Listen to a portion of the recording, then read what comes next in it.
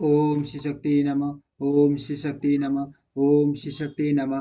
पार्वती की तपस्या विषय का ढूंढता उनका पहले से भी उग्र तप, उससे त्रिलोकी का संतप होना तथा समस्त देवताओं के साथ ब्रह्मा और विष्णु विष्णु का भगवान शिव के स्थान पर जाना। ब्रह्मा जी कहते हैं, मुनिवर शिव की प्राप्ति के लिए इस प्रकार तपस्या करते हुए पार्वती के बहुत वर्ष बीत गए, तो भी भगवान शंकर प्रकट नहीं हुए। तब हिमाचल, मेना और मेरु और मंडराचल आदि ने आकर पार्वती को समझाया और शिव की प्राप्ति को अत्यंत दुष्कर बताकर उनसे यह अनुरोध किया कि तुम तपस्या छोड़कर घर को लौट चलो। तब उन सबकी बात सुनकर पार्वती ने कहा, पिताजी, माताजी तथा मेरे सभी बांधव, मैंने पहले जो बात कही थी उसे क्या आप लोगों ने भुला दिया? अस्तु, इस समय भी मेरी जो प्रतिज्ञा है उसे आप लोग सुन सुन ले। जिन्होंने रोज से कामदेव को जलाकर भस्म कर दिया है, वे महादेव जी यद्यपि विरक्त हैं, तो भी मैं अपनी तपस्या से उन भक्त वत्सल भगवान शंकर को अवश्य संतुष्ट करूंगी। आप सब लोग प्रसन्नतापूर्वक अपने अपने घर को जाए। महादेव जी संतुष्ट होंगे ही, इसमें अन्यथा विचार की आवश्यकता नहीं है। जिन्होंने कामदेव को जलाया है, जिन्होंने इस पर्वत के वन को भी जलाकर भस्म कर दिया है, उन भगवान शंकर को मैं केवल तपस्या तपस्या से ही बुलाऊंगी। माँ भागगण, आप यह जान ले कि मान तपोबल से ही भगवान सदाशिव शिव की सेवा सुलभ हो सकती है। यह मैं आप लोगों से सत्य सत्य कहती हूँ। सुमधुर भाषण करने वाली पर्वतराज कुमारी शिवा, माता मेनका बाई, मैनाक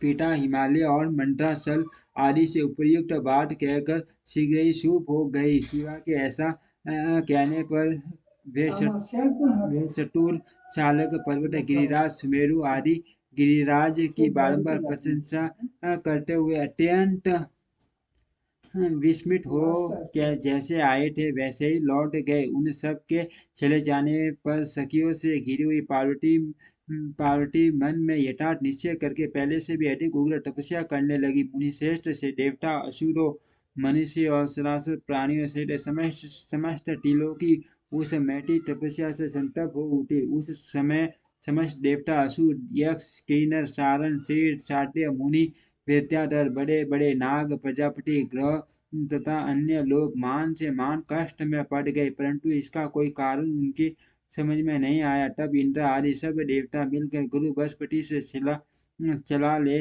बड़ी विलता के साथ सुमेरु पर्वत पर मुझ विधाता की शरण में आए। उस समय उनके सारे अंग संतप्त हो रहे थे। वहां मुझे प्रणाम कर उन सभी व्याकुल और कांतिहीन देवताओं ने मेरी स्तुति करके एक साथ ही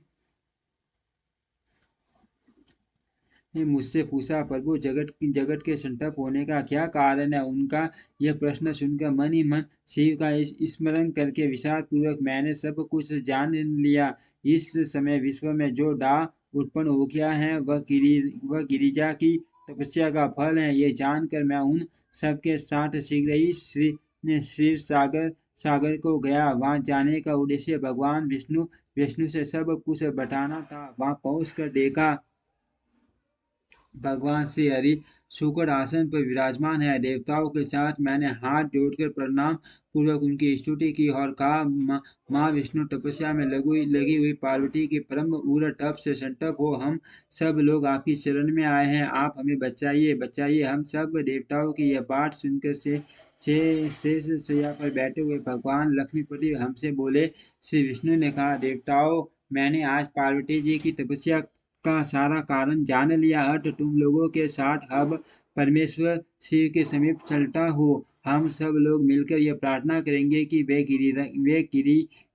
गिरिजा को ब्याह कर अपने यहाँ ले आवे। अमरो, इस समय समस्त संसार के कल्याण के लिए भगवान से शिवा के पानी ग्रहण के लिए अनुरोध करना है। दिवाली दे पिनाकधारी भगवान शिवा को वर देने के लिए जैसे भी वही उनके आश्रम पर जाए। इस समय हम वैसा ही प्रयत्न करेंगे। अत परम मंगलमय महाप्रभु रुद्र जहाँ उग्र तपस्या में लगे हुए हैं, वहीं हम सब लोग चले।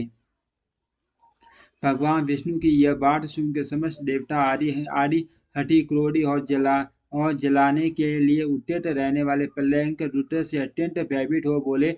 देवताओं ने कहा, भगवान भगवान जो माँ भयंकर काल अग्नि के समान दीप्तिमान और भयानक नेत्रों से युक्त हैं, उन रोष से भरे महाप्रभु रुद्र के पास हम लोग नहीं जा सकेंगे, क्योंकि जैसे पहले उन्होंने कुपित और दूसरे काम को भी जला दिया था, उसी प्रकार वे हमें भी दग्ध कर डालेंगे, इसमें संशय नहीं है। मुने इंद्रादि देवताओं की बात सुनकर लक्ष्मीपति श्री हरि ने उन सबको सांत्वना देते हुए कहा। श्री हरि बोले, हे देवताओं, तुम सब लोग प्रेम और आदर के साथ मेरी बात सुनो। भगवान शिव देवताओं के स्वामी तथा उनके भय का नाश करने वाले हैं। वे तुम्हें नहीं दग्ध करेंगे। तुम सब लोग बड़े बड़े चतुर हो, अतः तुम्हें शंभु को कल्याणकारी मानकर अपने हमारे साथ सबके उत्तम प्रभु उन महादेव जी की चरण में चलना चाहिए। भगवान शिव शिव शिव पुराण पुरुष सर्वेश्वर वर्णीय प्राटपर तपस्वी और परमात्मा स्वरूप हैं, अर्थ हमें उनके शरण में अवश्य चलना चाहिए। प्रभावशाली विष्णु के ऐसा कहने पर सब देवता उनके साथ पिनाक पानी शिव का दर्शन करने के लिए गए। मार्ग में पार्वती का आश्रम पहले पड़ता था, अतः उन गिरिराज नंदिनी की तपस्या देखने के लिए विष्णु आदि सब देवता कौतूहल पूर्वक उनके आश्रम पर गए। पार्वती के श्रेष्ठ तप को देखकर सब देवता उनके उत्तम तेज से व्याप्त हो गए। उन्होंने तपस्या में लगी हुई उन तेजोमयी जगदम्बा को नमस्कार किया